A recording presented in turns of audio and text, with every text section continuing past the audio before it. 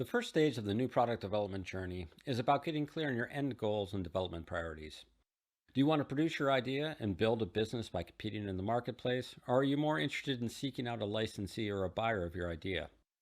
How ambitious of a project scope do you want to pursue, and what will be the implications to your corresponding speed to market and development budget? The discover stage concludes with an objective, dispassionate, systematic assessment of your idea's likelihood of enjoying commercial success.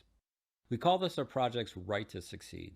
To be clear, this is not a statement that a project is guaranteed to be successful, but rather a statement that barring any unforeseen calamities outside of your direct control, that your project contains the necessary elements to compete and win in the marketplace. Coming up with your idea and envisioning its potential in your mind's eye is exciting and fun, but this passion can blind us to the fatal flaws or oversights that, if left unchecked, will later come back to drain resources, slow forward progress, and result in a non-competitive final product offering. Furthermore, skipping early critical discovery work is the number one reason a new project will simply fail to launch altogether. We appreciate the desire to jump into design, patent, branding, and other activities that you've been looking forward to. The good news is that this early discovery work could be completed in only a number of days or weeks and should require little to no spending. There will never be a better or easier time to reduce risk, improve speed to market, constrain project spending, or meaningfully improve your chances of commercial success than right now. So let's join our panel of experts and explore what is involved in this critical first stage of your new product development journey. Howard and Brian, I'd love to be able to get you guys to chime in on this as well. And Howard, specifically, as we talk about trademarking and protecting your idea, let me say that differently, about trademarking and protecting, how are you going to brand it and how you're actually going to identify your product. When in the process does it make sense to be looking at that trademark work, and what's the basic overview of how that should be done and maybe how people get themselves in trouble? Yeah, that's a great question. And generally what I advise clients is as early as possible, you're going to want to take a look at the marketplace. And the first step is what's called a trademark clearance search. The first step when you file a trademark application is to determine whether or not it's available. And it's a two-part analysis. One, do you have the right to register the trademark? So what that entails is taking a look at the US Trademark Office database to see if there are any trademarks that are confusingly similar that create a likelihood of confusion. Even if a trademark is available to register, that doesn't necessarily also mean you have the right to use it in commerce. Someone in Washington State or in Florida could be using the same mark or one very similar in commerce. The trademark office cannot preclude you from registering the mark. However, if this entity in Florida has been using it for 20 years, they could come after you for trademark infringement. So upfront, rather than just going to market, you pick a name and starting the product development process, if you ensure that you have the right protection in terms of the name, you can really save yourself a ton of time and money. In addition, one of the biggest struggles between trademarks and marketing is the distinctiveness of a trademark. A trademark that is merely descriptive or generic. For example, Apple, if I wanted to sell fruit and I wanted to call it Apple, you're not going to have that registrable.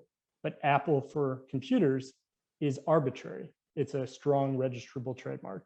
So it's often a struggle between a suggestive mark, which is a great trademark, versus a merely descriptive trademark. So taking a look at that up front to see is the trademark even potentially registrable is very important. Excellent. And Brian, and you're gonna have to get creative. And Howard, I automatically think of you, which is, to get a trademark, you obviously can go online and there is a pathway where you can do it yourself. But, I mentioned the word strategy earlier, and I'm curious that, going it yourself and trying to do everything as cheaply as possible, that, the idea that you get what you pay for. And I think it's so very important that, that people don't cheapen out in the wrong areas.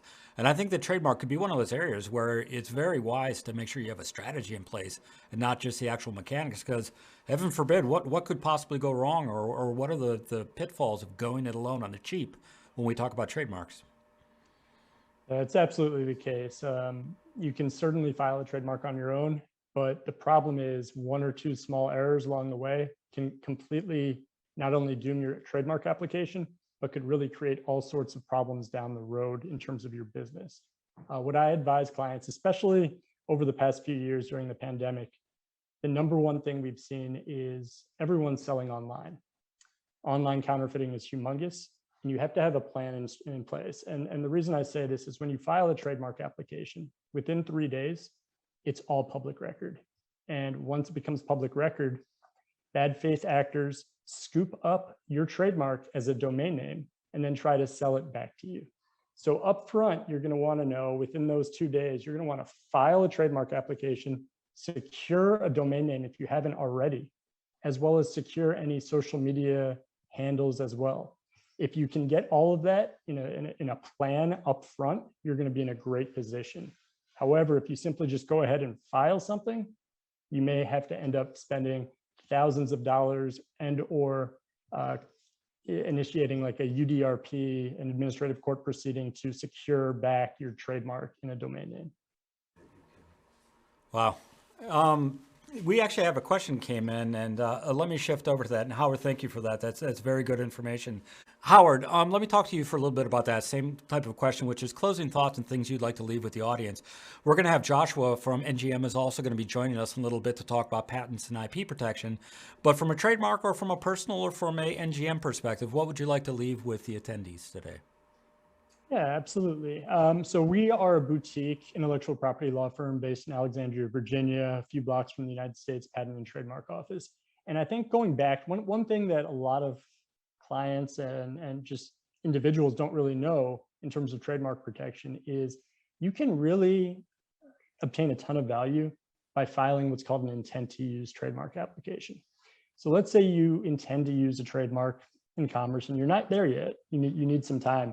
If you file that trademark application on June 9th, you're provided a constructive first use date by the US Trademark Office. And what that means, it's essentially as though you've used it everywhere in the United States as of that date. So if your trademark eventually registers, you're going to have priority over any other entity or individual that enters the market over the next 6 months to really even 2 to 3 years if you file enough extensions. So there's a lot of value to be had with strategy. And upfront, that's really what we do. We take a look at the marketplace and come up with the best strategy that fits a client's goals. Excellent. Well, thank you for that, Howard. So I think we're about out of time on this section. If I were to sum it up, I think, again, as we think about this first discovery phase and what's important, it's really 3 things, which is, what do you want to do with your idea? Do you want to license it? Do you want to sell it? Do you want to go ahead and compete in the marketplace yourself? Second item is, what are your development priorities? Be very clear. Are you about speed? Are you about a tight budget? Are you about super feature-rich design that needs to be captured? But get a little bit of clarity on what your priorities are going to be. Then the last one is this question about right to succeed. Get an objective look. Take a look at, it's great that you're passionate and you see it and everybody around you is very supportive, but do some fundamental things just to make sure that you do indeed have the right to succeed. And everybody on this panel are very good experts at being able to help people out with those questions, to be able to kind of go below the surface and dig into it, and to be able to say, you know what, I could use an objective perspective to say, am I too close? Am I missing something here? That's about it. So I think what we're going to do now is we're going to transition in the next section.